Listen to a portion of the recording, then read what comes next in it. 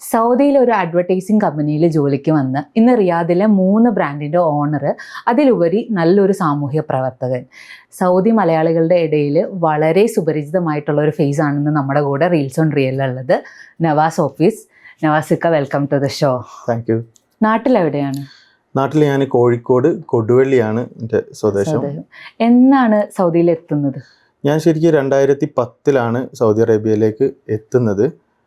എത്തിക്കഴിഞ്ഞതിന് ശേഷം നേരെ ബത്തേയിലാണ് ഞാൻ ശരിക്കും എൻ്റെ ഉപ്പൻ്റെ അടുത്തേക്കാണ് ഞാൻ എത്തുന്നത്. ഓക്കെ. ആദ്യമായിട്ട് വന്നത് ഏത് ജോബിലോട്ടായിരുന്നു? ആദ്യമായിട്ട് ഈ അഡ്വർടൈസിങ് കമ്പനിയിൽ വെബ് ഡെവലപ്പർ ആയിട്ടാണ് ഞാൻ ജോയിൻ ചെയ്തത്. ഫസ്റ്റ് ഇവിടെ വന്ന് ഒരു 1.5 month കഴിഞ്ഞതിന് ശേഷമാണ് ആ ഒരു ജോലി എനിക്ക് കിട്ടുന്നത്. അതിനുശേഷം അവിടെ ഒരു 4 years ഞാൻ വർക്ക് ചെയ്തു. പിന്നെ അവിടെയുള്ള ഒരു സ്പോൺസറുടെ മെയിൻ പാരൽ കമ്പനിയിലേക്ക് ഞാൻ മാറി.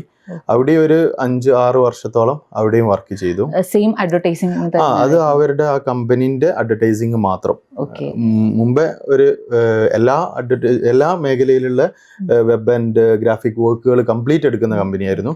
പിന്നെ ആ ഒരു സ്പോൺസറുടെ മെയിൻ പാരൽ ഒരു കമ്പനി ഉണ്ടായിരുന്നു. അവർക്ക് ഒരുപാട് കമ്പനികൾ ഉണ്ടായിരുന്നു. അവരുടെ കംപ്ലീറ്റ് അഡ്വർടൈസിങ് ഹാൻഡിൽ ചെയ്തുകൊണ്ടിരുന്നത്. ഓക്കെ. ആ ഒരു അഡ്വർടൈസിംഗിൽ നിന്ന് എങ്ങനെയാണ് ഇപ്പം കൂടുതൽ വിസ അല്ലെങ്കിൽ എംബസി റിലേറ്റഡ് ആയിട്ടുള്ള വർക്ക്സ് ആണ് ചെയ്യുന്നത്? അതിലോട്ട് എങ്ങനെയാണ് എത്തിപ്പെടുന്നത്? ശരിക്കും ഞാൻ ആ വർക്ക് ചെയ്യുന്ന സമയത്ത് തന്നെ ഗൂഗിൾ ആഡ്സെൻസ് പോലുള്ള ഇത് ഉപയോഗിച്ചിട്ട് SEO വർക്കുകൾ ചെയ്യുന്നുണ്ടായിരുന്നു. അപ്പൊ അതിൽ നിന്നും മാർക്കറ്റിംഗ് ആയിരുന്നു എൻ്റെ പ്രധാന ഒരു ഹോബി എന്ന് പറയുന്നത്.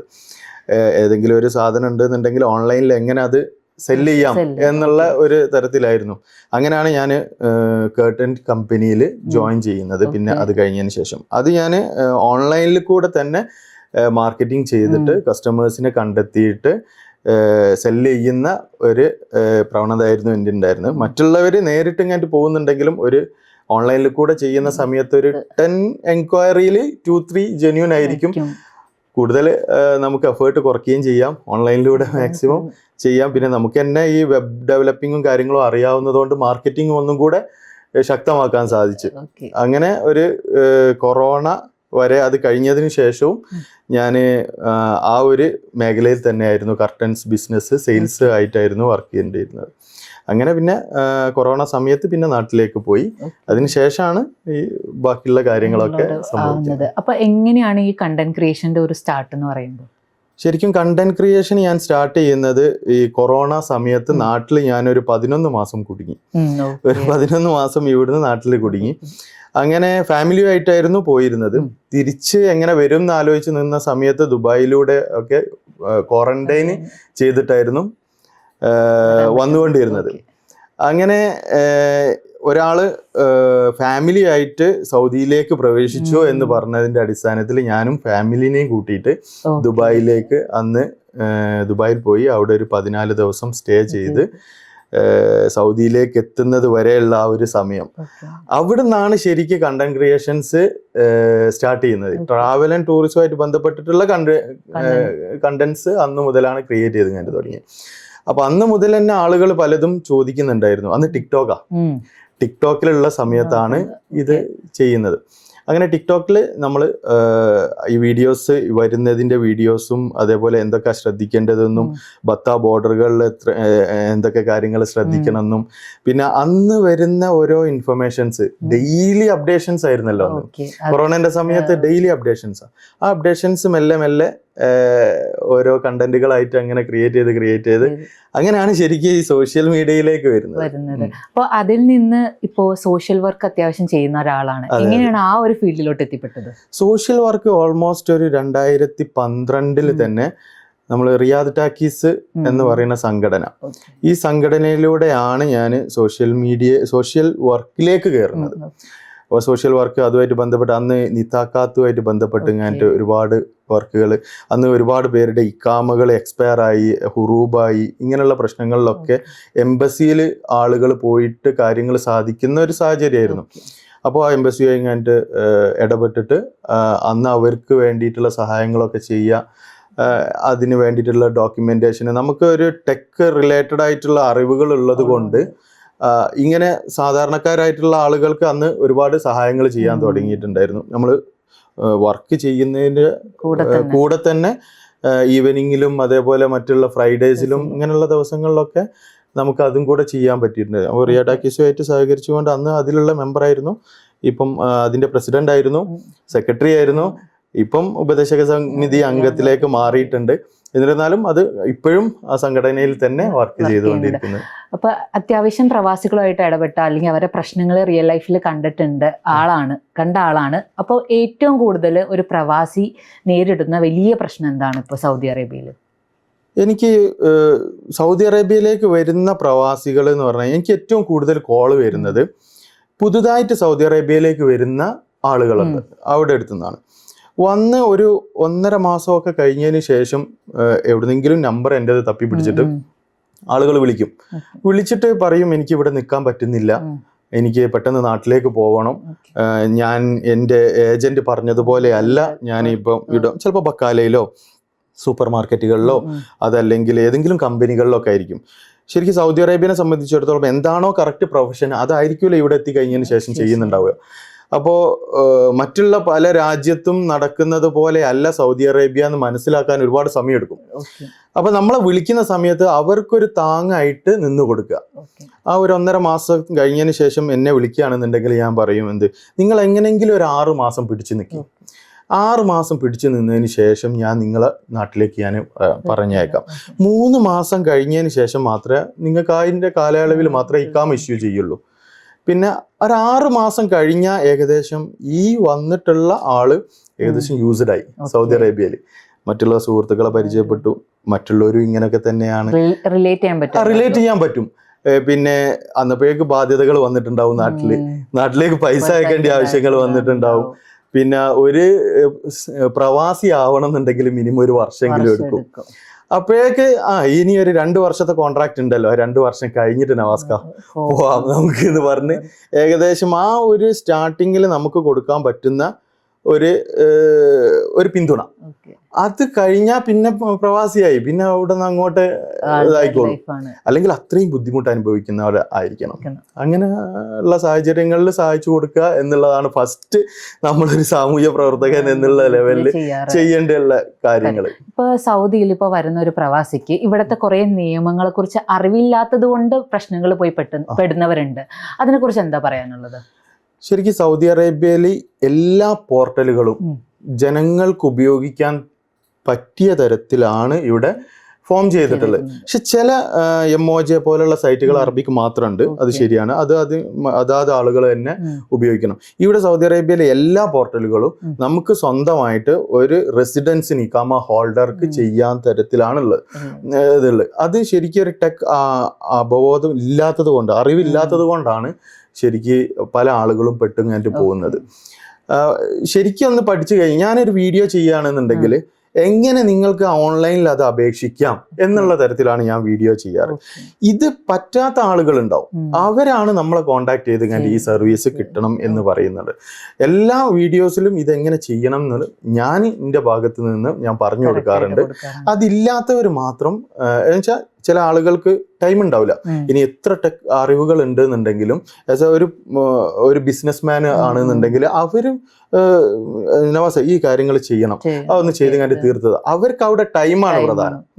ആ ടൈം സേവ് ചെയ്യാൻ വേണ്ടിയിട്ടായിരിക്കും നമ്മളെ ഇതാക്കുന്നുണ്ടാവും. പക്ഷെ എൻ്റെ വീഡിയോ ചെയ്യുന്ന സമയത്ത് ടൈം ഉള്ള ആളുകൾക്ക് ഇത് വീഡിയോ കണ്ടിട്ട് സ്വന്തമായി ഞാൻ ചെയ്യാവുന്നതേ ഉള്ളൂ. പക്ഷെ ഇങ്ങനെയുള്ള ആളുകൾ 2 തരത്തിലുള്ള ആളുകളുണ്ട്. ഇങ്ങനെ ചെയ്തു കഴിഞ്ഞാൽ ശ്രദ്ധിക്കേണ്ട കാര്യങ്ങളൊന്നും ശ്രദ്ധിച്ചാൽ മതി. എല്ലാം പെർഫെക്റ്റ് ആക്സസ് ചെയ്യാൻ പറ്റുന്ന കാര്യങ്ങളാണ് സൗദി അറേബ്യയിലുള്ള എല്ലാ നിയമങ്ങളും. ഒരു ബിസിനസ് ഡെവലപ്പ് ചെയ്യുകയാണെന്നുണ്ടെങ്കിലും, ഒരു ജോബുമായിട്ട് റിലേറ്റഡ് ആയിട്ടുള്ളതാണെന്നുണ്ടെങ്കിലും, ഒരു ഗവൺമെന്റ് സൈറ്റിൽ രജിസ്റ്റർ ചെയ്യുകയാണെന്നുണ്ടെങ്കിലും എല്ലാം നമുക്ക് സ്വന്തമായിട്ട് ചെയ്യാൻ പറ്റുന്നതാണ്. പക്ഷെ ടൈമിന്റെ പ്രധാനമുള്ളവർ നമ്മളെ ഏൽപ്പിക്കും, ടൈം കൂടുതലുള്ള ആളുകൾ സ്വന്തമായി ചെയ്യാനും പറ്റും. ഇപ്പൊ കുറെ ആയിട്ട് നമ്മളിപ്പോ സിംഗിൾ എൻട്രി വിസയുടെ കേസിലൊക്കെ കുറെ പേര് പറയും നമുക്ക് തന്നു കഴിഞ്ഞാൽ നമുക്ക് എടുത്തു തരാൻ പറ്റും ആ വിസ. പക്ഷെ കുറെയൊക്കെ ഫ്രോഡ് ആയിരിക്കും. ഞാൻ ഇക്കടെ വീഡിയോയിൽ തന്നെ കണ്ടിട്ടുണ്ട്. ഇത് ചിലവർ ഇങ്ങനെ കോണ്ടാക്ട് ചെയ്യും, അത് ജെന്യൂൻ ആയിട്ട്. പക്ഷെ നമ്മൾ അതെന്നാ ഇൻസ്റ്റാഗ്രാമിൽ നോക്കുമ്പോൾ അവർ കറക്റ്റ് ആ സ്ക്രീൻഷോട്ട് ഇട്ടിട്ടുണ്ടാവും. അതെന്താണ് ഈ 2 സൈഡ് എന്താണ്? ചിലവർ പറയും അത് ശരിയാണ്, അല്ല എന്ന് പറയുന്നത് അതെന്താണ്? അത് ഈ മൾട്ടിപ്പിൾ എൻട്രി ടൂറിസ്റ്റ് വിസകൾ GCC റെസിഡൻസിൽ നിന്നുള്ള ഇതിനാണ് ഏറ്റവും കൂടുതൽ ഇപ്പം കണ്ടുവരുന്ന ഒരു കാര്യം. ഇതെന്താ വെച്ചാൽ ഡയറക്റ്റ് സൗദി അറേബ്യൻ്റെ വെബ്സൈറ്റിൽ കയറിയിട്ട് രജിസ്റ്റർ ചെയ്യുകയാണെന്നുണ്ടെങ്കിൽ, അതേപോലെ വിസ ഇഷ്യൂ ചെയ്യുകയാണെന്നുണ്ടെങ്കിൽ സെൻഡ് ടു എംബസി എന്നാണ് കാണിക്കുന്നുണ്ടാവുക. ഇത് ശരിക്കും നേരിട്ട് ഇങ്ങനത്തെ ആ കോൺസുലേറ്റിൽ പോയിട്ട് ശരിയാക്കണം. ഇങ്ങനെയുള്ള സാഹചര്യത്തിൽ നമ്മളെപ്പോലുള്ള ആളുകളെ കോണ്ടാക്ട് ചെയ്ത് കഴിഞ്ഞാൽ നമുക്ക് ഓൾറെഡി അവിടെ ആളുകൾ മുആക്കിബുകൾ പോയിട്ട് ഇത് ചെയ്യുന്നുണ്ടാവും. ഓതറൈസ്ഡ് ആയിട്ട് തന്നെ ചെയ്യുന്ന ആളുകളുണ്ട്, ഇവർ ചെയ്യുന്നുണ്ടാവും. അങ്ങനെ ഈ ഡോക്യുമെന്റ്സ് എല്ലാം കൂടെ കൊണ്ടുപോയിട്ട് കോൺസുലേറ്റിൽ സബ്മിറ്റ് ചെയ്ത് കഴിഞ്ഞാൽ ഈ വിസ അപ്രൂവ് ആവും. ഇങ്ങനെയാണ് ശരിക്കും 2 തരത്തിൽ നടക്കുന്നത്. ചില ആളുകൾക്ക് ഓൺലൈനിൽ ഡയറക്റ്റ് അപ്ലൈ ചെയ്യുന്നേരം കിട്ടും, കിട്ടാത്ത ആളുകൾക്ക് നമ്മളെ സമീപിച്ച് ഇങ്ങനെ ചെയ്യാവുന്നതാണ്. ഇനി ഇങ്ങനെ നമ്മളെ സമീപിച്ചിട്ടില്ലെങ്കിലും അവർക്ക് നേരിട്ട് ഇങ്ങനെ കോൺസുലേറ്റിൽ പോയി ഇങ്ങനെ ചെയ്യാവുന്നതേ ഉള്ളൂ. പക്ഷെ അതിന്റെ ടൈമും ഡ്യൂട്ടി ഉണ്ടാവുകയും എല്ലാം കാരണം അതുകൊണ്ടാണ് പലർക്കും പല ഏജൻസികളെയും സമീപിക്കുന്നത്. ഇതുമായിട്ട് ബന്ധപ്പെട്ട് എല്ലാ ഏജൻസികളെ സമീപിക്കും. ഈ ഏജൻസിയിൽ കുറെ പേര് ഫ്രോഡ് ആയിട്ടുള്ള കാര്യങ്ങൾ ചെയ്യുന്നുണ്ട്, അല്ലെങ്കിൽ ജെന്യുവിനിറ്റി ഒരു ഇഷ്യൂ ആണ് ഈ ഒരു കാര്യത്തിൽ. ഇപ്പൊ നമ്മുടെ ഒരു വിസ ഒരാൾക്ക് കൊടുക്കുകയാണെങ്കിൽ അയാൾ അത് ചെയ്യോ ഇല്ലയോ എന്നുള്ളത് ഈ ഇടയ്ക്ക് മീൻസ് എല്ലാവരും അല്ല, വളരെ ചുരുക്കം ആളുകളുണ്ട്. അപ്പോൾ അങ്ങനെ കൊടുക്കുന്നവർ ശ്രദ്ധിക്കേണ്ട കാര്യം എന്തൊക്കെയാണ്? ഫസ്റ്റ് തന്നെ ഏതൊരു വിസക്ക് അപ്ലൈ ചെയ്യുകയാണെന്നുണ്ടെങ്കിലും ഫസ്റ്റ് പേയ്മെന്റ് ചെയ്തുകൊണ്ട് ചെയ്യാതിരിക്കാൻ ശ്രമിക്കുക. അല്ലെങ്കിൽ ഒരു വ്യക്തമായ ഒരു സ്ഥാപനം ഉണ്ടാവുക, ആ സ്ഥാപനത്തിൽ പോയിട്ട് പേയ്മെന്റ് ചെയ്തിട്ട് അവിടുന്ന് റെസിപ്റ്റ് വാങ്ങിയതിന് ശേഷം മാത്രം ഇതേപോലെയുള്ള സർവീസുകൾ ചെയ്യാം. ഇപ്പം പല അണ്ടർ ടേബിൾ പരിപാടികളായിരിക്കും നിങ്ങൾ ഉദ്ദേശിച്ചിട്ടുണ്ടാവുക. ഇങ്ങനെയുള്ള അണ്ടർ ടേബിൾ എന്ന് പറഞ്ഞൊരു പരിപാടി ഇല്ല. ശരിക്ക് സൗദി അറേബ്യയിൽ നമുക്ക് ചെയ്യാൻ പറ്റാത്ത ആളുകൾക്ക് സൗദികൾ മുആക്കിബുകൾ ഉപയോഗിച്ച് ഇങ്ങായിട്ട് നേരിട്ട് ഇങ്ങായിട്ട് പോയി ഇങ്ങായിട്ട് ചെയ്തെടുക്കുന്ന ഒരു സിസ്റ്റം ഉണ്ട്. നിയമപരമായിട്ട് തന്നെ എല്ലാ കാര്യങ്ങളും ചെയ്യാൻ പറ്റും. നമുക്ക് ഒരു സൗദി അല്ലെങ്കിൽ ഈ ഓതറൈസ്ഡ് മുആക്കിബിന് നമ്മളെ സ്വന്തം പോർട്ടലുകളിൽ നിന്നും വക്കാല കൊടുക്കാൻ സാധിക്കും. നിങ്ങൾക്കിപ്പോ ഒരു സർവീസ് വേണം, ഒരു ഇക്കാമ, നിങ്ങളുടെ ഫാമിലി ഇവിടെ വന്നു, നിങ്ങളെ ഫാമിലി ഇവിടെ വന്നിട്ട് നിങ്ങൾക്ക് ഇക്കാമ ഇഷ്യൂ ചെയ്യാൻ ബുദ്ധിമുട്ടുണ്ട്, നിങ്ങൾ ജോലി സംബന്ധമായി കഴിഞ്ഞിട്ട് എന്ത് ചെയ്യാം, നിങ്ങൾക്ക് പോകാൻ പറ്റുന്നില്ല, നിങ്ങൾക്ക് MOJ എന്നുള്ള വെബ്സൈറ്റിൽ കയറി കഴിഞ്ഞിട്ട് അതാത് മുആക്കിബുകൾക്ക്, ഒരു സൗദിക്കാണ് സൗദിക്ക്, അല്ലെങ്കിൽ ഒരു എസ്റ്റാബ്ലിഷ്മെന്റിന് വേണമെന്നുണ്ടെങ്കിൽ നിങ്ങൾക്ക് എന്ത് ചെയ്യാൻ പറ്റും, വക്കാല കൊടുക്കാം. എന്ന കാര്യങ്ങൾ ചെയ്തു തരണം എന്നുള്ള വക്കാല കൊടുത്തു കഴിഞ്ഞാൽ അവർക്ക് ഓതറൈസ് കഴിഞ്ഞിട്ടുള്ള അധികാരം കിട്ടി. ഈ ജവാസാത്തിലോ സ്തിഗ്ദാമിലോ എവിടെ വേണമെന്നുണ്ടെങ്കിലും അവർക്ക് നിങ്ങളുടെ സർവീസ് ഇവർ ത്രൂ ചെയ്യാനുള്ള പോസിബിലിറ്റി ഇപ്പൊ സൗദി അറേബ്യയിലുണ്ട്. അങ്ങനെയാണ് പല ജെന്യൂൺ കമ്പനികളും അല്ലെങ്കിൽ ഈ ജനറൽ സർവീസുകളും ഇപ്പം പ്രവർത്തിച്ചുകൊണ്ടിരിക്കുന്നത്. അല്ലാതെ ചെയ്യുന്ന ചില സിമ്പിൾ വർക്കുകളൊക്കെ ഉണ്ടാവും, അങ്ങനത്തെ ഒക്കെ പല രീതിയിലും നടക്കുന്നുണ്ടാവും. പക്ഷെ ഈ ജവാസാത്തുമായിട്ട് ബന്ധപ്പെട്ടിട്ടുള്ള ഇങ്ങനെ നിയമപരമായിട്ട് എല്ലാറ്റിനും നിയമപരമായി ഇങ്ങായിട്ട് സൗദി അറേബ്യയിൽ പോസിബിലിറ്റി ഉണ്ട്, അതേപോലെ റണ്ണും ചെയ്യുന്നുണ്ട്. ഓക്കെ, നമ്മൾ ഇടയ്ക്ക് കേൾക്കുന്ന ഒരു ടേമാണ് എംബസി ഓതറൈസേഷൻ. അതെന്താ, അതിനെ കുറിച്ച് ഒന്ന് പറയാമോ? എംബസി ഓതറൈസേഷൻ എന്ന് പറഞ്ഞു കഴിഞ്ഞാൽ ഇപ്പോൾ ഒരു തൊഴിലാളി, ഈ തൊഴിലാളിക്ക് ഹുറൂബ് ആയിരിക്കും, അതല്ലെങ്കിൽ എക്സ്പയർ ആയിരിക്കും. ഈ ആൾക്ക് നാട്ടിൽ കയറി പോകണം എന്നുണ്ടെങ്കിൽ സൗദി അറേബ്യയിൽ ഇപ്പം ഫ്രീ ആയിട്ട് തന്നെ നാട്ടിലേക്ക് കയറി പോകാനുള്ള ഓപ്ഷൻ ഉണ്ട്. പക്ഷെ അത് ടൈം എടുക്കും. എംബസിയിലാണെന്നുണ്ടെങ്കിൽ 90 days ഉള്ളിലാണ് അത് തീർപ്പാക്കുക. ഇപ്പൊ പുതുതായിട്ട് വന്നിട്ടുള്ള HRSD എന്നുള്ള ഒരു ആപ്പ്, പുതുതായിട്ടല്ല, കുറച്ചൊരു 1 year ആയി ഇപ്പം റൺ ചെയ്തുകൊണ്ടിരിക്കുന്നു. അതിൽ നമുക്ക് നേരിട്ട് രജിസ്റ്റർ ചെയ്ത് കഴിഞ്ഞിട്ട് മക്തബുൽ അമൽ പോയിട്ട് അറ്റൻഡ് ചെയ്ത് കഴിഞ്ഞിട്ട് എക്സിറ്റ് നേടാനുള്ള സാഹചര്യമുണ്ട്. നേരെ മറിച്ച് നമ്മളത് എംബസിയിൽ രജിസ്റ്റർ ചെയ്യുകയാണെന്നുണ്ടെങ്കിൽ ഈ HRSD ഉപയോഗിച്ച് തന്നെയാണ് അവിടെയും വർക്ക് ഇപ്പം നടന്നുകൊണ്ടിരിക്കുന്നത്. പക്ഷെ അതിൽ എംബസിയുടെ ഒരു ഓതറൈസേഷന് അല്ലെ NOC എന്ന് പറയും. ഈ NOC അറ്റാച്ച് കൂടെ ചെയ്ത് കഴിഞ്ഞാൽ ഈ HRSD മാനവ വിഭവ ശേഷി മന്ത്രാലയം, ഇവിടുത്തെ HRSD അവരെന്ത് ചെയ്യുമെന്ന് വെച്ച് കഴിഞ്ഞാൽ ഈ എംബസിന്റെ കൺസുലേറ്റ് ഉള്ളതുകൊണ്ട് പെട്ടെന്ന് പ്രോസസ്സ് തീർക്കും. ഇതാണ് എംബസി ത്രൂവും മക്തബുൽ അമൽ HRSD വഴിയും ചെയ്യുന്നതിന്റെ മാറ്റം. നമുക്ക് സ്വന്തമായിട്ട് തന്നെ ചെയ്യാം, പക്ഷെ നമുക്ക് എംബസിയെ കോണ്ടാക്ട് ചെയ്യുകയാണെന്ന് ഒന്നും കൂടെ ജെന്യൂനിറ്റി ആയി, അവർക്ക് അവിടെ റെക്കോർഡിക്കലായി, ഒരു സിസ്റ്റമാറ്റിക് ആയി. ഒരു സമയത്ത് ഒരുപാട് പേർക്ക് എംബസിയിൽ ഞാൻ രജിസ്റ്റർ ചെയ്ത് ഞാൻ കൊടുത്തിട്ടുണ്ട്, അത് ഫോളോ അപ്പ് ചെയ്തിട്ടുണ്ട്. പിന്നെ പലരും രജിസ്റ്റർ ചെയ്തിട്ടുള്ള ഒരുപാട് പേരുണ്ട്. അവരൊക്കെ എന്ന് പറഞ്ഞു കഴിഞ്ഞാൽ ജോലി നഷ്ടപ്പെട്ട് ചിലപ്പോൾ സാലറി ഒക്കെ ഒരു 5-6 മാസം കഴിഞ്ഞിട്ടുള്ള ആളുകളായിരിക്കും. അവർക്ക് പുറത്തുള്ള ഒരാളെ സമീപിച്ച് ഇങ്ങനെ എക്സിറ്റ് നേടുക എന്ന് പറഞ്ഞു കഴിഞ്ഞാൽ അവർ അത്രയും എമൗണ്ട് മുടക്കേണ്ടി വരും. അങ്ങനെ പലരും ചെയ്തു കൊടുക്കുന്ന കാര്യങ്ങളൊക്കെ ഉണ്ട്. എംബസി വഴി ആണെന്നേരം ഈ 90 ഡേയ്സിൻ്റെ ഉള്ളിൽ ഇപ്പം റിയാദ് എംബസിയിലൊക്കെ നല്ല ഫാസ്റ്റ് ആയിട്ട് തന്നെ കാര്യങ്ങൾ നടത്തുന്നുണ്ട്. തർഹീലൊക്കെ പോയി ഇങ്ങനെ എക്സിറ്റ് അടിക്കേണ്ടതൊക്കെ നല്ല രീതിയിലാണ് ഇപ്പം നടന്നുകൊണ്ടിരിക്കുന്നത്. നല്ല സഹകരണമാണ്. എംബസിയും ഇപ്പം ജനങ്ങളും ഒക്കെ ആയിട്ട് നല്ല അടുത്തിങ്ങാൻ തന്നെയാണ് ഇപ്പം കാര്യങ്ങളൊക്കെ പോയിക്കൊണ്ടിരിക്കുന്നത്. അപ്പോൾ ഇന്ത്യൻ എംബസി ഇപ്പം സൗദി അറേബ്യയിൽ നമുക്ക് ഇപ്പം സിമ്പിളായിട്ട് പറഞ്ഞാൽ എത്രത്തോളം പവർഫുൾ ആയിരിക്കും അവരുടെ സിറ്റിസന്റെ കേസിൽ? ഇന്ത്യ എന്നുള്ള ഒരു മഹാരാജ്യം, അത്രയും ആളുകളുണ്ട്. അത്രയും ആളുകൾ സൗദി അറേബ്യയിൽ ഒരുപാട് പേര് വർക്ക് ചെയ്യുന്നുണ്ട്. അത്രയും ക്വാണ്ടിറ്റി ആളുകൾ ഇവിടെ വർക്ക് ചെയ്യുന്നുണ്ട്. മറ്റുള്ള എംബസികളെ അപേക്ഷിച്ചിട്ട് എനിക്ക് ഫസ്റ്റ് റാങ്ക് തന്നെ കൊടുക്കാൻ സാധിക്കും. കാരണം അത്രയും ആളുകളെ ഇവരെ ട്രീറ്റ് ചെയ്യുന്നുണ്ട്. അത് ടെക്നിക്കലി അവര് 1 by 1 ആയിട്ട് തന്നെ ചെയ്യുന്നുണ്ട്. ഇൻ കേസ് മെഡിക്കൽ കേസുകളൊക്കെ വരികയാണെന്നുണ്ടെങ്കിൽ അത് ഒന്നും കൂടെ ഫാസ്റ്റ് ആയിങ്ങാണ്ട് ചെയ്യാനുള്ള പോസിബിലിറ്റീസ് ഇപ്പൊ എംബസിയിലുണ്ട്.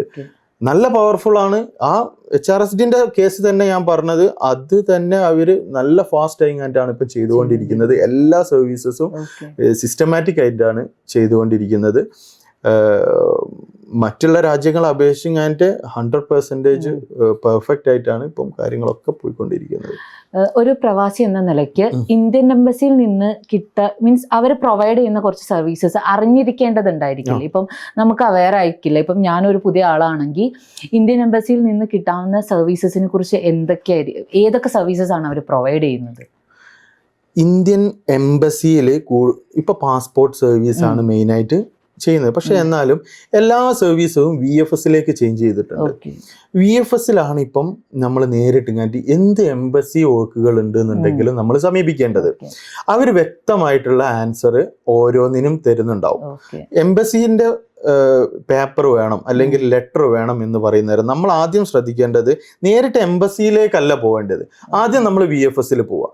VFSൽ പോയിട്ട് എനിക്ക് ഇന്ന ഓതറൈസേഷൻ വേണം, അതല്ലെങ്കിൽ എനിക്ക് നാട്ടിലെ VFSൽ നിന്നും കുട്ടികളെ വിസിറ്റ് വിസക്ക് അപ്ലൈ ചെയ്യാൻ വേണ്ടിയിട്ട് എംബസിയിൽ നിന്നും ഞങ്ങൾ മാതാപിതാക്കൾ സൗദി അറേബ്യയിലായതുകൊണ്ട് ഓതറൈസേഷൻ വേണം എന്ന് പറയുന്നു. അപ്പൊ നിങ്ങൾ VFSൽ പോയി അതിന്റെ ഫോമും കാര്യങ്ങളും കൊടുത്തു കഴിഞ്ഞാൽ അത് എംബസിയിൽ നിന്നും ഓതറൈസേഷൻ ചെയ്ത് കഴിഞ്ഞിട്ട് പെട്ടെന്ന് തന്നെ നിങ്ങൾക്ക് കാര്യങ്ങൾ കിട്ടും. നേരിട്ട് എംബസിയിൽ പോകുന്ന ആളുകൾ ഫിംഗർ എടുക്കാനും അതേപോലെയുള്ള കാര്യങ്ങൾക്കൊക്കെ വേണ്ടിയിട്ടാണ് ഇപ്പം നേരിട്ട് പോകുന്നത്. പിന്നെ അർജന്റ്ലി വൈറ്റ് പാസ്പോർട്ടുകളൊക്കെ ഇഷ്യൂ ചെയ്യാൻ വേണ്ടിയിട്ടും ഇങ്ങനെയുള്ള കാര്യങ്ങൾക്കാണ് എംബസിയിൽ നമ്മൾ ഡയറക്റ്റ് പോകുന്നത്. ആദ്യം VFSൽ പോവുക, ആ സർവീസ് അവിടെ അവൈലബിൾ ആണോ എന്ന് ചെക്ക് ചെയ്യുക. അവിടെ അവൈലബിൾ ആണെന്നുണ്ടെങ്കിൽ അവിടെ തന്നെ പോവുക. അവർ റെഫർ ചെയ്യാണ് നിങ്ങൾ എംബസിയിലേക്ക് പോകണം എന്നുണ്ടെങ്കിൽ എംബസിയിലേക്ക് പോയാൽ മാത്രം മതി.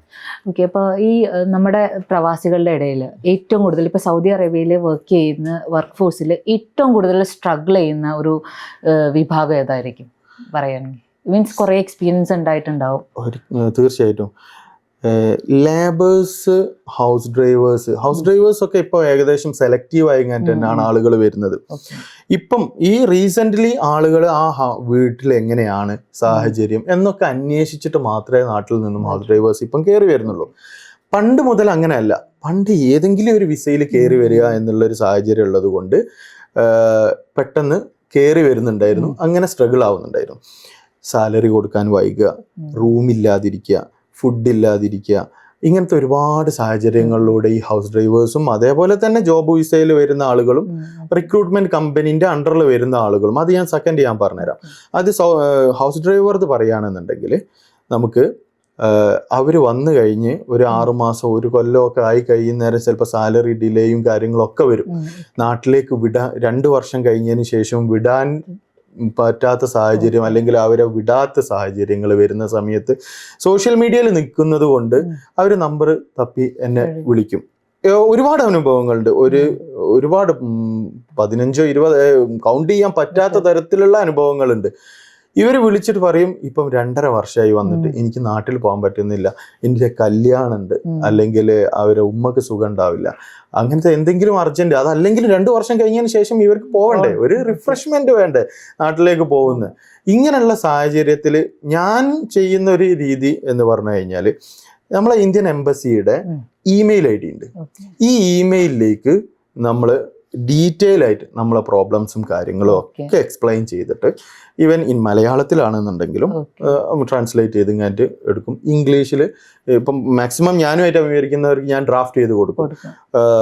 എന്നിട്ട് ഇമെയിൽ എംബസിയിലേക്ക് അയക്കാൻ വേണ്ടിയിട്ട് പറയും. അതിൽ കഫീലിൻ്റെ നമ്പർ വെക്കുക, ഇവരുടെ ഡീറ്റെയിൽസ് വെക്കുക, ഇവർ അഭിമുഖീകരിക്കുന്ന പ്രശ്നങ്ങൾ എന്തൊക്കെയാണെന്നുള്ളത് മെൻഷൻ ചെയ്യുക.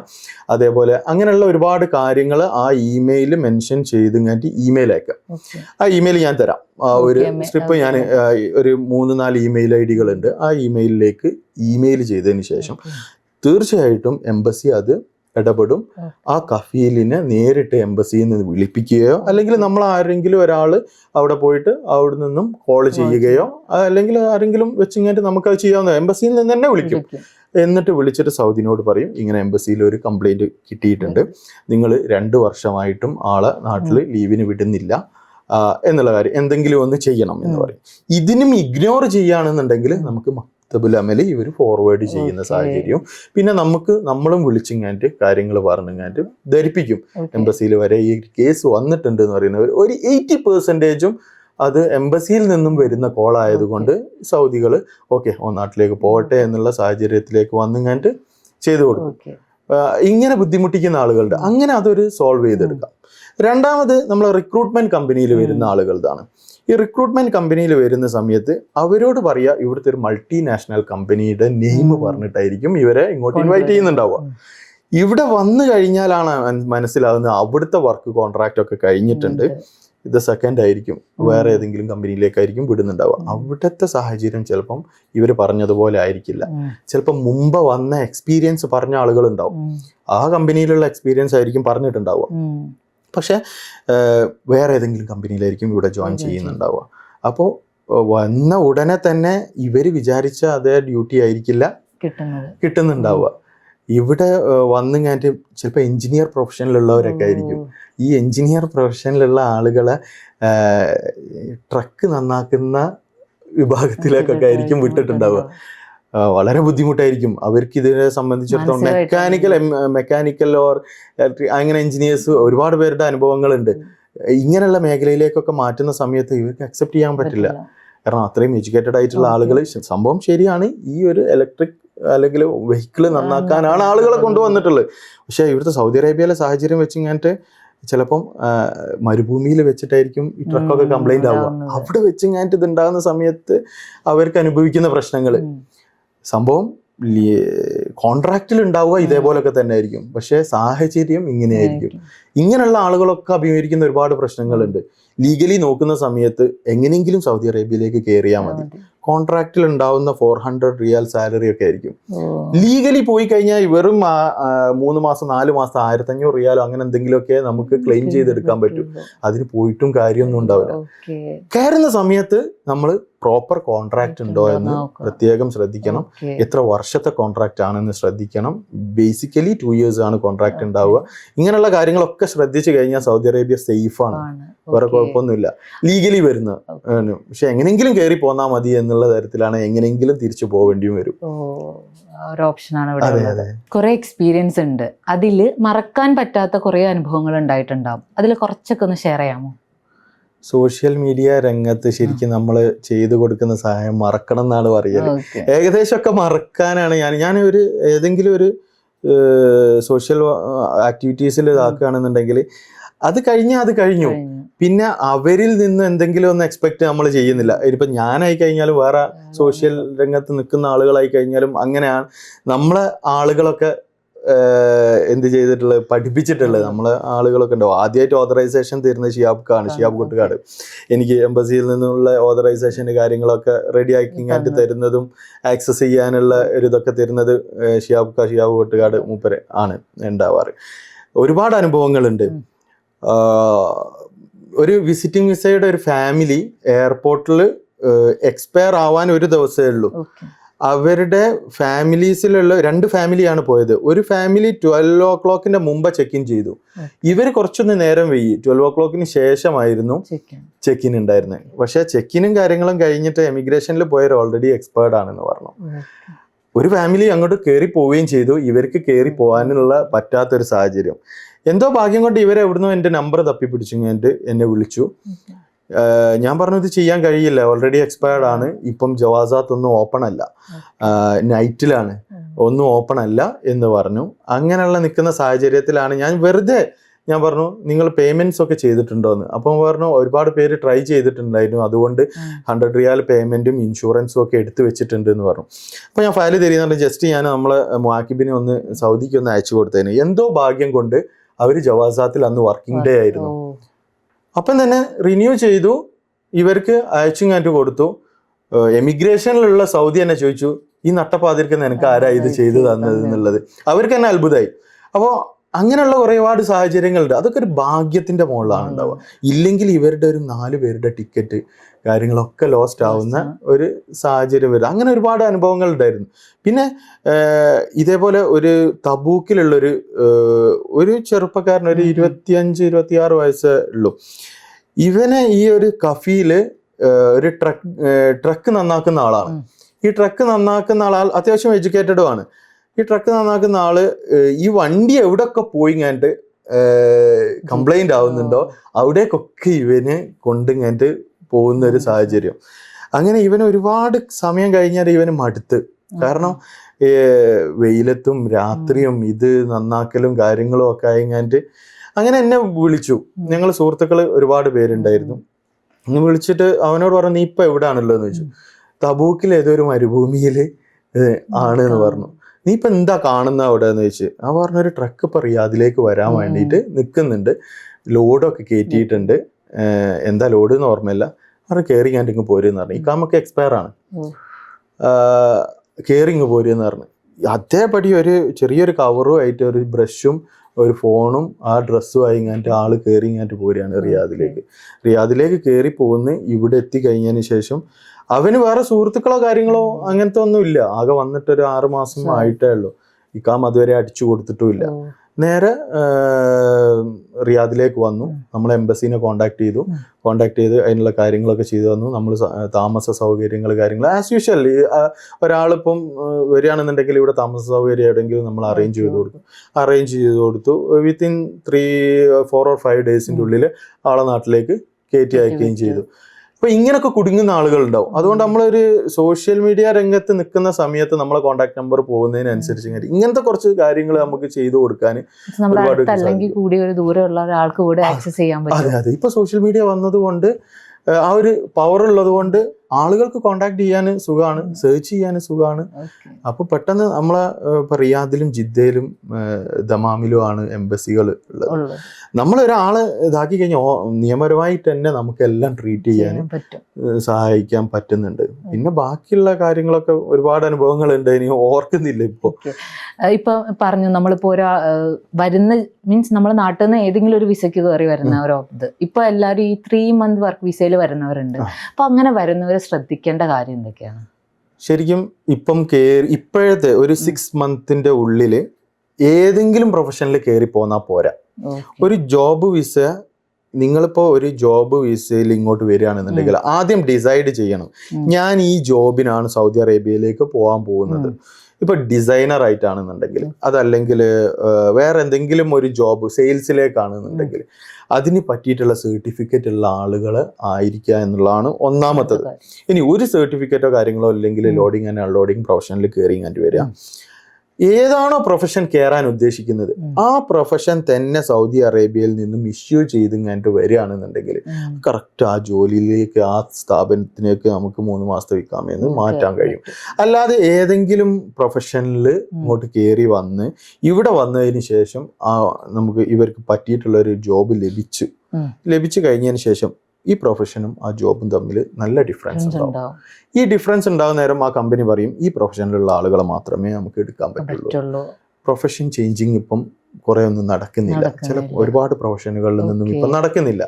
അപ്പോൾ ഏതാണോ നമ്മളെ ജോബിന് വരാൻ ഉദ്ദേശിക്കുന്നത് ആ ജോബിന്റെ പ്രൊഫഷൻ തന്നെ ഇഷ്യൂ ചെയ്ത് മാക്സിമം വരാൻ വേണ്ടി ശ്രമിക്കുക. അതൊന്നും കിട്ടുന്നില്ലെങ്കിൽ ഏതെങ്കിലും ലോ പ്രൊഫഷനിലുള്ള എടുത്തുങ്ങായിട്ട് വരാൻ വേണ്ടിയിട്ട് ശ്രമിക്കുക. ഇതാണ് 3 month വരുന്ന ആളുകൾ ശ്രദ്ധിക്കേണ്ട കാര്യങ്ങൾ.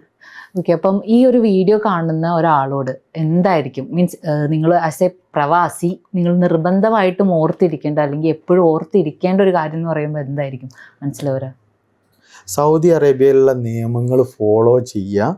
അതേപോലെ തന്നെ ദൈനംദിനമായി കഴിഞ്ഞിട്ട് നടക്കുന്ന കാര്യങ്ങൾ പത്രമാധ്യമങ്ങളിലൂടെയും അതേപോലെ സോഷ്യൽ മീഡിയയിലൂടെയും അപ്ഡേറ്റഡ് ആയിരിക്കുക. നിയമങ്ങൾ മാറിക്കൊണ്ടിരിക്കുന്നുണ്ട്. ഇത് അപ്ഡേറ്റഡ് ആയിട്ടില്ലെങ്കിൽ നമുക്ക് പല അബദ്ധങ്ങളിലേക്കും കയറി ചാടി വരാം. പിന്നെ ഇവിടെ പേയ്മെന്റ് കാര്യങ്ങളൊക്കെ ചെയ്യുന്ന സമയത്ത് ഗവൺമെന്റുമായിട്ട് റിലേറ്റഡ് ആയിട്ടുള്ള സ്ഥാപനങ്ങൾ നടത്തുന്ന ആളുകൾക്ക്, ഇങ്ങനെയുള്ള ആളുകളൊക്കെ ശ്രദ്ധിക്കേണ്ട ഒരുപാട് കാര്യങ്ങളുണ്ട്. ഇതൊക്കെ ഡെയിലി അപ്ഡേറ്റഡ് ആയിട്ടില്ലെങ്കിൽ നമുക്ക് നഷ്ടങ്ങൾ തന്നെയാണ് വരിക.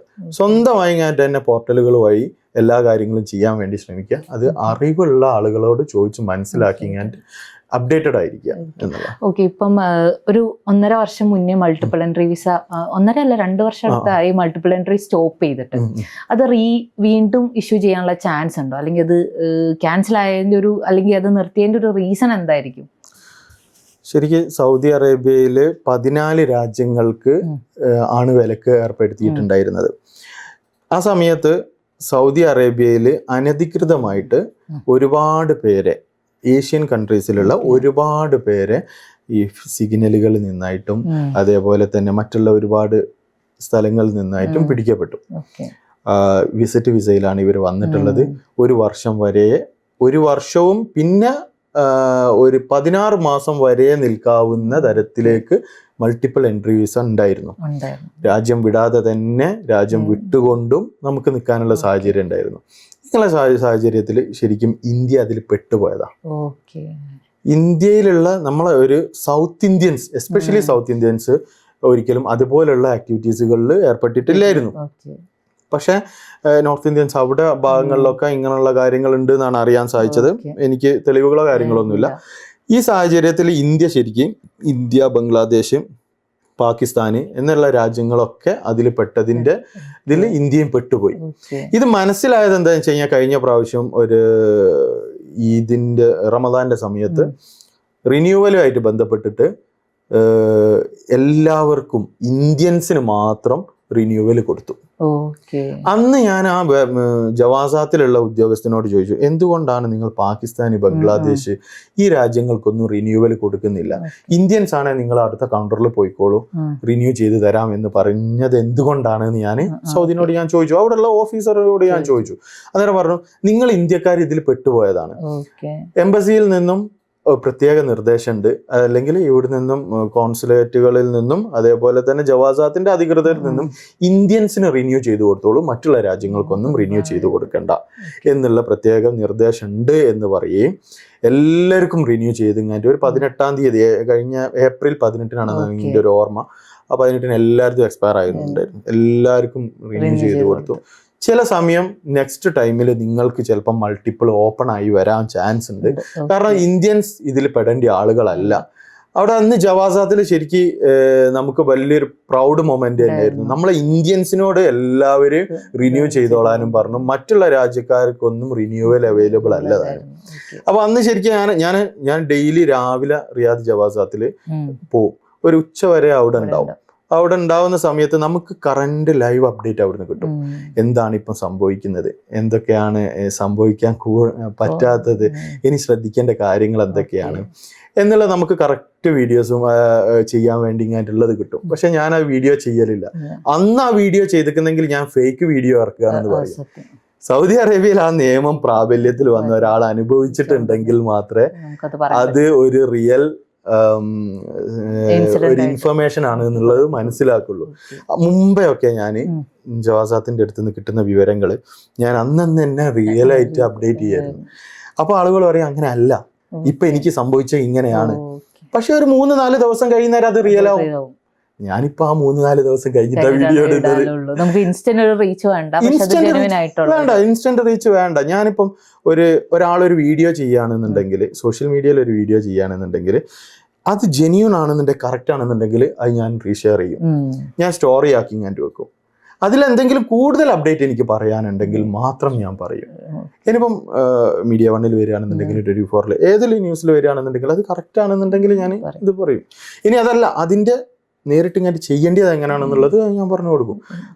ഇവിടെ റിയാദിലുള്ള ഓൾമോസ്റ്റ് ഇൻഫ്ലുവൻസേഴ്സിന്റെ വീഡിയോസ് ഞാൻ ഷെയർ ചെയ്തിട്ടുണ്ടാവും, ഇൻഫർമേഷൻ വീഡിയോസ്. നമ്മളത് ചെയ്യേണ്ട ആവശ്യമില്ല, അത് അവരുടെ എനിക്ക് ഓർമ്മയുണ്ട്. എൻ്റെ ഞാനൊരു വിസിറ്റ് വിസയുടെ ഓൺ അറൈവൽ ഇട്ടപ്പോൾ ഇക്ക വന്ന് പറഞ്ഞായിരുന്നു അതിൽ ഈ ഒരു കൺട്രി ഇല്ല എന്നുള്ളത്. ആണ് ശരി. ഓൺ അറൈവല് UAE ഇല്ലേ, എനിക്ക് ഓർമ്മയുണ്ട്. UAE അതിൽ ഓൺ അറൈവൽ ഇല്ല. GCC കൺട്രികളിലുള്ള ഒന്നും നമ്മൾ സൗദി അറേബ്യയിലേക്ക് ഓൺ അറൈവൽ ഇല്ല, ഇങ്ങോട്ടില്ല. പക്ഷെ നമുക്ക് അങ്ങോട്ടുള്ള രാജ്യങ്ങളുണ്ട്, ഇങ്ങോട്ടില്ല, അങ്ങോട്ടുള്ള രാജ്യങ്ങളുണ്ട്. ഇപ്പൊ UAEക്ക് ഒമാനിലേക്ക് ഓൺ അറൈവൽ റെസിഡൻസിനുണ്ട്. അതേപോലെ കുവൈത്തിന് ഇപ്പം റീസെന്റ് സ്റ്റാർട്ട് ചെയ്തു എന്നാണ് എനിക്ക് തോന്നുന്നത്, കറക്റ്റ് ഇൻഫർമേഷൻ അപ്ഡേറ്റ് ആയില്ല.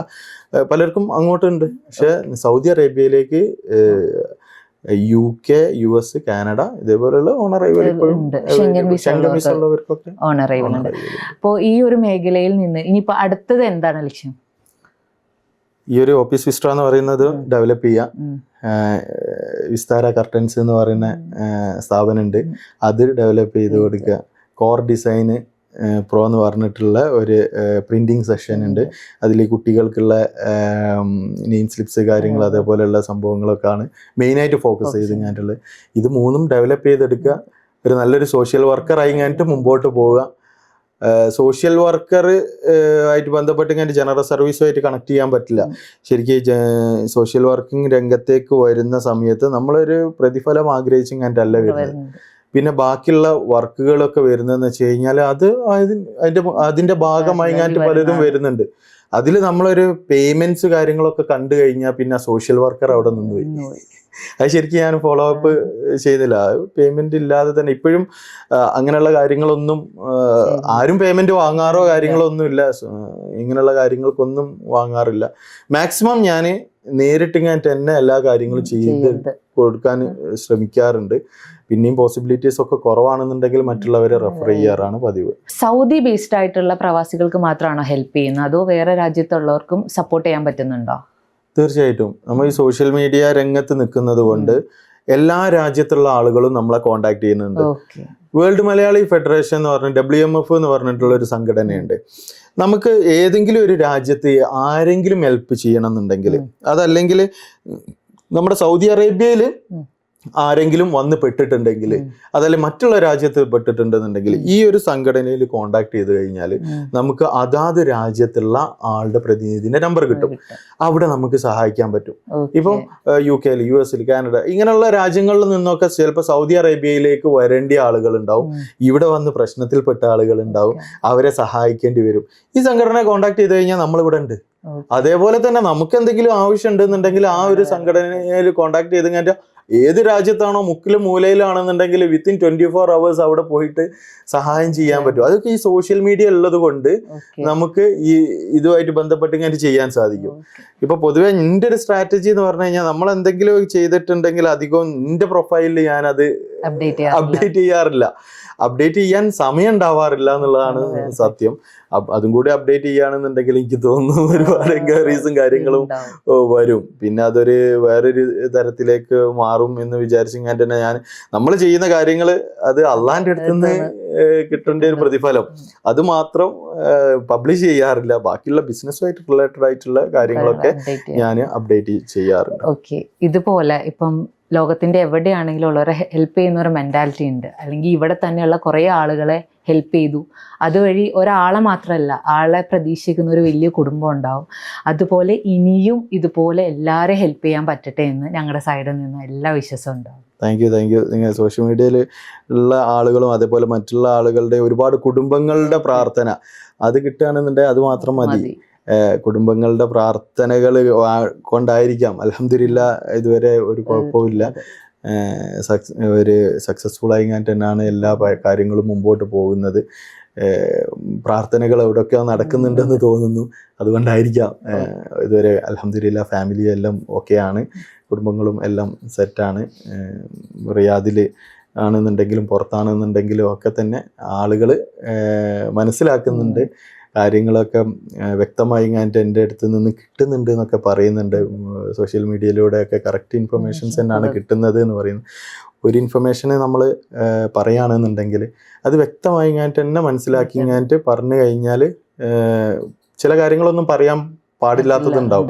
അതൊക്കെ കട്ട് ചെയ്ത് ഇങ്ങനെ തന്നെ ആയിരിക്കും നമ്മൾ പറയുന്നുണ്ടാവുക. കൂടുതൽ കാര്യങ്ങൾ സോഷ്യൽ മീഡിയയിലൂടെ സൗദി അറേബ്യനെ സംബന്ധിച്ചിടത്തോളം പറയാനുള്ള ബുദ്ധിമുട്ടുകൾ ഉണ്ട്, സാഹചര്യങ്ങളിൽ ബുദ്ധിമുട്ടുകളുണ്ട്. ഇപ്പം റഹീം ഇതിൻ്റെ ഇഷ്യൂ വന്ന സമയത്ത് ഇവിടെ റിയാദിലുള്ള സംഘടനകളെല്ലാവരും ഒരുമിച്ചു റഹീമിനെ പുറത്തിറക്കുക എന്നുള്ളൊരു സാഹചര്യം വന്നേരം സോഷ്യൽ മീഡിയയിലൂടെ നമുക്ക് പ്രചാരണം ക്യാമ്പയിൻ റൺ ചെയ്യണം. അപ്പം നമ്മൾ ഇവിടെ റിയാദിലുള്ള എല്ലാ ഇൻഫ്ലുവൻസേഴ്സും ഒത്തൊരുമിച്ച് കൂടിയിട്ട് ആ കാര്യങ്ങൾ ചെയ്തു. പക്ഷേ സൗദി അറേബ്യയിൽ നിന്നുകൊണ്ട് തന്നെ നമുക്ക് ഇത് ചെയ്യാൻ പറ്റില്ല. നമുക്ക് ഇവിടുന്ന് സോഷ്യൽ മീഡിയയിൽ ചെയ്തു കഴിഞ്ഞാൽ അത് നേരെ ഓപ്പോസിറ്റ് ആവും. അപ്പം അന്നെടുത്തൊരു തീരുമാനമുണ്ട്, നാട്ടിലും ദുബായിലും ഇങ്ങനെയുള്ള കുറേ സ്ഥലങ്ങളിലുള്ള ഇൻഫ്ലുവൻസേഴ്സിനെ വെച്ച് കഴിഞ്ഞിട്ട് ഇത് ക്യാമ്പയിൻ റൺ ചെയ്യാം. നമുക്ക് ഇവിടെ ബിരിയാണി ചലഞ്ച് പോലുള്ള നല്ല പ്രവർത്തനങ്ങളൊക്കെ ചെയ്തിട്ടുണ്ട്.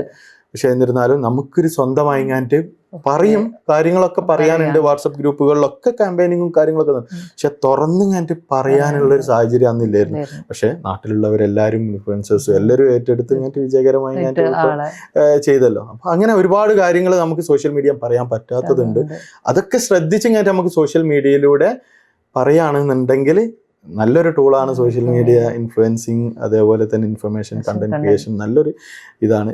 അല്ലാത്ത പക്ഷം നമ്മൾ എല്ലാ കാര്യങ്ങളും പറയാം എന്നുള്ളത് തികച്ചും ഇതാണ്. പിന്നെ ലൈസൻസ്ഡ് ആയിട്ടുള്ള ആളുകളാണ് ഇവിടെ സൗദി അറേബ്യയിൽ ഇപ്പം ഒരുപാട് പേര് ചെയ്യുന്നത്. ഇപ്പം ഞാൻ ചെയ്യുന്ന ഫീൽഡാണെന്നുണ്ടെങ്കിൽ എനിക്ക് എൻ്റെ സ്വന്തം CR-ൽ ഞാൻ ഈ പറയുന്ന സോഷ്യൽ മീഡിയയിലൂടെ പറയുന്ന എല്ലാ കാര്യങ്ങളും ആക്ടിവിറ്റി ആയിട്ട് ഉണ്ട്. എനിക്കിപ്പോൾ നാളെ GA എന്നൊരു എൻക്വയറി വരികയാണ്, മീഡിയ ലൈസൻസ് എവിടെ എന്ന് ചോദിക്കുകയാണെന്നുണ്ടെങ്കിൽ ഞാൻ അഭിമുഖീകരിച്ച ആളാണ്, അതുകൊണ്ടാണ് പറയുന്നത്. ഞാൻ നേരെ അവർക്ക് കാണിച്ചു കൊടുത്തു. ഞാൻ സെയിൽസ് ആണ് എൻ്റെ കമ്പനിയിലുള്ള എൻ്റെ ഡെസിഗ്നേഷന്. ട്രാവൽ ആൻഡ് ടൂറിസം, ഇതേപോലെ വിസ സർവീസ് കാര്യങ്ങളൊക്കെ ചെയ്യാനുള്ള ലൈസൻസിൽ കാറ്റഗറി എൻ്റെ CR-ൽ ആഡാണ്. അത് മാർക്കറ്റ് ചെയ്യാനുള്ളത് സോഷ്യൽ മീഡിയയിൽ ആഡാണ്. എനിക്ക് അതിന് പ്രത്യേകം എടുക്കണ്ട. എൻ്റെ കമ്പനി എനിക്ക് പ്രൊമോട്ട് ചെയ്യാവുന്ന തരത്തിലേക്കുള്ളത് എനിക്ക് ഓൾറെഡി ഉണ്ട്. അപ്പോൾ അതുകൊണ്ട് ഞാൻ അതുകൊണ്ടാണ് പ്രൊമോഷൻസ് കാര്യങ്ങൾ ചെയ്യാത്തത്. അത് ചെയ്യാൻ എനിക്ക് എന്തില്ല, റൈറ്റ്സ് ഇല്ല. ഞാൻ പലരും ചോദിക്കാറുണ്ട് പ്രൊമോഷൻസ് എന്താണ് ചെയ്യാത്തത്. അത് ശരിക്കും നിയമപരമായിട്ട് എനിക്ക് ചെയ്യാനുള്ള റൈറ്റ്സ് ഇല്ല. അതുകൊണ്ടാണ് ഞാനത് ചെയ്യാത്തത്. അല്ലെങ്കിൽ മുമ്പൊക്കെ ഞാൻ 1-2 നെസ്റ്റോക്കും ലുലുവിനും ഒക്കെ വേണ്ടിയായിട്ട് ഞാൻ ചെയ്തിട്ടുണ്ട്. അതിനുശേഷം പലരെയും വിളിപ്പിച്ചത് കൊണ്ട് അത് എൻ്റെ CR-ൽ ഇല്ലാത്തത് കൊണ്ട്, ഞാൻ എൻ്റെ ഇതിലില്ലാത്തത് കൊണ്ട് ഞാനത് ചെയ്യാറില്ല. ബാക്കിയുള്ളതൊക്കെ എല്ലാവർക്കും ഇൻഫർമേഷൻ അപ്ഡേറ്റ് ആണ്. ഒരുപാട് ഫാമിലിൻ്റെ പ്രാർത്ഥനകളുണ്ട് എന്ന് പറഞ്ഞു. അതിലെൻ്റെ ഒരുപാട് സന്തോഷം. സൗദിയിൽ ഇൻവെസ്റ്റ് ചെയ്യാൻ വരുന്നവരോട് എന്താണ് പറയാനുള്ളത്? സൗദിയിൽ ഇൻവെസ്റ്റ് ചെയ്യാൻ ഫോറിൻ കൺട്രീസിൽ നിന്നും ഇപ്പം വളരെ എളുപ്പത്തിൽ സൗദിയിലേക്ക് വന്ന് ബിസിനസ് സ്റ്റാർട്ട് ചെയ്യാൻ പറ്റും. ഇവർ ശ്രദ്ധിക്കേണ്ട ഒരു പ്രധാനപ്പെട്ട കാര്യമുണ്ട്. ഇവർ ഏറ്റവും കൂടുതൽ അബദ്ധത്തിൽ വന്നിങ്ങാണ്ട് ചാടുന്ന ഒരുപാട് പേരുണ്ട്. 2 കാര്യങ്ങളാണല്ലോ. ഒന്നെന്ന് പറഞ്ഞു കഴിഞ്ഞാൽ, ഇപ്പം ഉദാഹരണത്തിന് GCC കൺട്രിയിൽ ഉള്ള ഒരു കമ്പനി നമ്മൾ ഇവിടേക്ക് അത് പോസ്റ്റ്പോൺ ഇങ്ങോട്ട് കൊണ്ടുവരികയാണ് ചെയ്യുന്നത്. എന്നിട്ട് ഇവിടെ ആ ഒരു ബിസിനസ് നടത്തുകയാണ് ചെയ്യുന്നത്. GCCയിൽ ഉള്ള രാജ്യങ്ങളിൽ ഇപ്പോൾ ഉദാഹരണത്തിന് നമ്മൾ ദുബായ് എടുക്കാം. ദുബായിൽ നിന്നും ഒരു 100 റിയാലിൻ്റെ 100 ദിർഹംസിൻ്റെ ഒരു പ്രൊഡക്റ്റ്, ഈ പ്രൊഡക്റ്റ് സൗദി അറേബ്യയിൽ അവർ സെല്ല് ചെയ്യുന്നതും 100 റിയാലിന് ആയിരിക്കും.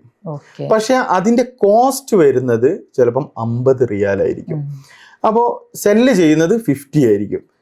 സൗദി അറേബ്യയിലെ ആക്ച്വൽ ബാക്കിയുള്ള മാർക്കറ്റിൽ 150 ആയിരിക്കും അതിന് റേറ്റ് ഉണ്ടാവുക. ഇങ്ങനെയുള്ള സാഹചര്യത്തിൽ ഈ GCC റെസിഡൻസിന് വരുന്ന ദുബായിൽ നിന്ന് വരുന്ന ആള് എന്തിനാ സൗദി അറേബ്യയിൽ 150ക്ക് ആളുകൾ സെല്ല് ചെയ്യുന്നത്? എനിക്ക് 50 റിയാലിന് വാങ്ങി 100 റിയാലിന് വിറ്റാലും ലാഭമല്ലേ എന്ന് വിചാരിക്കും.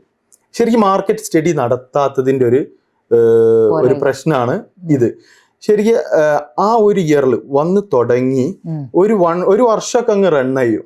പിന്നാണ് മനസ്സിലാവുക സൗദി അറേബ്യയിലുള്ള ഒരുപാട് ഫീകളുടെ കാര്യങ്ങൾ, ലേബർ കോസ്റ്റുകൾ, അതേപോലെ അങ്ങനെ ഒരുപാട് കാര്യങ്ങൾ വരുന്ന സമയത്ത് ഇവർക്ക് ഇത് 100 റിയാലിന് 150 റിയാലിന് ചിലപ്പം വിറ്റാലും മുതലായി എന്ന് വരില്ല.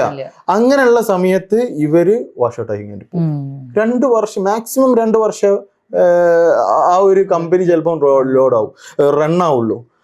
ഒരുപാട് പേർക്ക് സാലറി വെൻഡിങ് ആവും, അവർ പ്രശ്നങ്ങൾ ഉണ്ടാക്കും, ഗോസി പേയ്മെന്റ്സുകളൊക്കെ അടിക്കേണ്ടി വരും, അതേപോലെ ലെവി പേയ്മെന്റുകൾ അടിക്കേണ്ടി വരും, പിന്നെ ഇതിലുള്ള സാക്ക അങ്ങനെ പറഞ്ഞ ഒരുപാട് പേയ്മെന്റ് ഇതൊന്നും സ്റ്റാർട്ടിങ്ങിൽ നമുക്ക് അപ്ലിക്കബിൾ ആവില്ല. ഒരു വർഷം കഴിഞ്ഞ് 1.5 വർഷമൊക്കെ ആവുന്ന സമയത്തായിരിക്കും ഇതൊക്കെ അടയ്ക്കേണ്ടി വരിക. അന്നേരം ഇവർക്ക് എക്സ്പെൻസ് കൂടും. അപ്പം മനസ്സിലാക്കും ഇത് 150 വിൽക്കാൻ പറ്റുള്ളൂ എന്ന്. അപ്പോഴേക്ക് എന്തായി, സൗദി അറേബ്യയിൽ ഓൾറെഡി ഈ ബിസിനസ് നടത്തുന്ന ആളുകളുടെ ബിസിനസ് കുറഞ്ഞു. ദുബായിൽ നിന്ന് വന്ന കമ്പനി നമുക്ക് 100 റിയാലിന് തരാന്ന് പറഞ്ഞിട്ടുണ്ടല്ലോ, അവര് ആ 100 റിയാലിന് വിറ്റ് നഷ്ടം സഹിച്ചെങ്കിൽ അവര് പോയിട്ടുണ്ടാവും. പിന്നെ ഇവിടെ സ്ഥാപനം നടത്തുന്ന ആളുകൾ സ്ട്രഗിൾ ചെയ്യാണ്. ഇതിന് മുമ്പ് ഞങ്ങൾക്ക് ഇത്ര കിട്ടിയിരുന്നു, അപ്പോൾ നിങ്ങൾക്കും തന്നാൽ എന്താ. പക്ഷെ ഓൾറെഡി ഇവിടെ ബിസിനസ് ചെയ്യുന്ന ആളുകൾക്ക് അറിയാം ഇത്ര എക്സ്പെൻസുകൾ വരുന്നുണ്ട്, സൗദി അറേബ്യയിൽ ഇങ്ങനെ എക്സ്പെൻസ് വരുന്നതുകൊണ്ട് ഇത്രക്കേ കൊടുക്കാൻ പറ്റുള്ളൂ എന്ന്. അങ്ങനെ മാർക്കറ്റ് സ്റ്റഡി കറക്റ്റ് ചെയ്ത് ഇങ്ങോട്ട് വരികയാണെന്നുണ്ടെങ്കിൽ അവർക്ക് ഇവിടെ ചെയ്യാൻ പറ്റും. പിന്നെ രണ്ടാമത്തേതെന്ന് പറഞ്ഞു കഴിഞ്ഞാൽ, ഇവിടെ സൗദി അറേബ്യയിൽ ബിസിനസ് സ്റ്റാർട്ട് ചെയ്യാൻ വളരെ ഈസിയാണ്. ഇപ്പോൾ ഏതെങ്കിലും ഒരു ബിസിനസ് സെറ്റപ്പ് കമ്പനീനെ കോൺടാക്ട് ചെയ്യുക, അവർ തന്നെ കമ്പനി ഫോം ചെയ്ത് ഇങ്ങോട്ട് എല്ലാം സെറ്റാക്കി ഇങ്ങോട്ട് റെഡിയാക്കിയിട്ട് ഇവിടെ ചെയ്യാൻ പറ്റും. തുടങ്ങാൻ എളുപ്പമാണ്, അത് തുടങ്ങിയിട്ട് കണ്ടിന്യൂ ചെയ്ത് പോകുക എന്നുള്ളതാണ്. അങ്ങനെ സർവീസ് കൊടുക്കുന്ന ആളുകളായിട്ട് കോൺടാക്ട് ചെയ്യുക. കുറഞ്ഞ പൈസക്ക് തുടങ്ങാം എന്നൊക്കെയുള്ള പരസ്യങ്ങൾ കാണാൻ പറ്റും. തുടങ്ങാൻ കുറഞ്ഞ പൈസ മതി, പക്ഷെ അത് അതിൻ്റെ വാറ്റ് ക്ലെയിം ചെയ്യുക, അതേപോലെ ഗവൺമെന്റ് പോർട്ടലുകളൊക്കെ ഓപ്പൺ ചെയ്ത് കൊടുക്കുക, ഇങ്ങനെയുള്ള ഒരുപാട് സർവീസസ് ഉണ്ട്. ഇതെല്ലാം ചെയ്തു കൊടുക്കുന്ന നല്ലൊരു റെപ്യൂട്ടഡ് കമ്പനിയിൽ നിന്നും മാത്രം ഇങ്ങനെയുള്ള സർവീസുകൾ ചെയ്യാം. ഇതും സ്വന്തമായിട്ട് തന്നെ ചെയ്യാൻ പറ്റും കേട്ടോ, സ്വന്തമായി ഞാൻ തന്നെ ചെയ്തെടുക്കാൻ പറ്റുന്ന സംഭവങ്ങളൊക്കെ തന്നെയാണ്. പക്ഷെ എന്നാലും നല്ലൊരു ബിസിനസ് സെറ്റപ്പ് കമ്പനീനെ കോൺടാക്ട് ചെയ്തിട്ട് അവിടെ സ്റ്റാർട്ടിങ് പ്രൈസ് അല്ല നോക്കേണ്ടത്. 20,000 ഞാൻ കമ്പനി തുടങ്ങി തരാം, 30,000 കമ്പനി തുടങ്ങി തരാം എന്ന് പറഞ്ഞു കഴിഞ്ഞിട്ട് പലരുടെയും പരസ്യങ്ങൾ കാണാം. പക്ഷെ അതിൽ തുടങ്ങാനേ പറ്റുള്ളൂ. കണ്ടിന്യൂ ചെയ്ത് കഴിഞ്ഞിട്ട് റൺ ചെയ്യാൻ ചിലപ്പം കുറച്ച് കഴിഞ്ഞാൽ ഓരോ പോർട്ടലുകൾ ഓപ്പൺ ചെയ്യുന്നത് എങ്ങനെയാണെന്ന് അറിയാത്തതിൻ്റെയോ അങ്ങനെ ഒരുപാട് പ്രശ്നങ്ങളായിട്ട് വാറ്റ് ഒക്കെ ക്ലെയിം ചെയ്യാന്മാർക്ക് എങ്ങനെയാണ് ക്ലെയിം ചെയ്യുക, ഇതിന് വ്യക്തമായിട്ട് ഗൈഡൻസ് കൊടുക്കുന്ന ചിലപ്പം ആ ഒരു സെറ്റപ്പ് കമ്പനി കുറച്ച് പൈസ അധികമായിരിക്കാം. പക്ഷെ എന്നാലും അവിടെ നല്ല റെപ്യൂട്ടഡ് ആയിട്ടുള്ള കമ്പനികളിൽ നിന്നും ഇത് സർവീസ് സ്വീകരിച്ചിങ്ങാണ്ട് ചെയ്യാം. നമ്മളെ അടുത്ത് തന്നെ ചെയ്യണം എന്നൊന്നും പറയുന്നില്ല, ഇങ്ങനെയുള്ള ആളുകളുടെ അടുത്ത് നിന്ന് ചെയ്യുക. എന്നിട്ട് ഈ ഫോറിൻ ഇൻവെസ്റ്റേഴ്സ് പ്രധാനമായിട്ടും ശ്രദ്ധിക്കേണ്ട കാര്യങ്ങളാണ് ഈ 2 കാര്യങ്ങൾ. ഇനിയും ഇതുപോലെ തന്നെ മറ്റുള്ളവരുടെ ലൈഫിൽ ഒരു ചേഞ്ച് വരുത്താനും അല്ലെങ്കിൽ അവരെ സോഷ്യൽ മീഡിയ യൂസ് ചെയ്താണ് ഹെൽപ്പ് ചെയ്യാനും പറ്റട്ടെ എന്ന് ഞങ്ങളുടെ സൈഡിൽ നിന്ന് എല്ലാ വിശ്വസം നേരുന്നു. Thank you very much.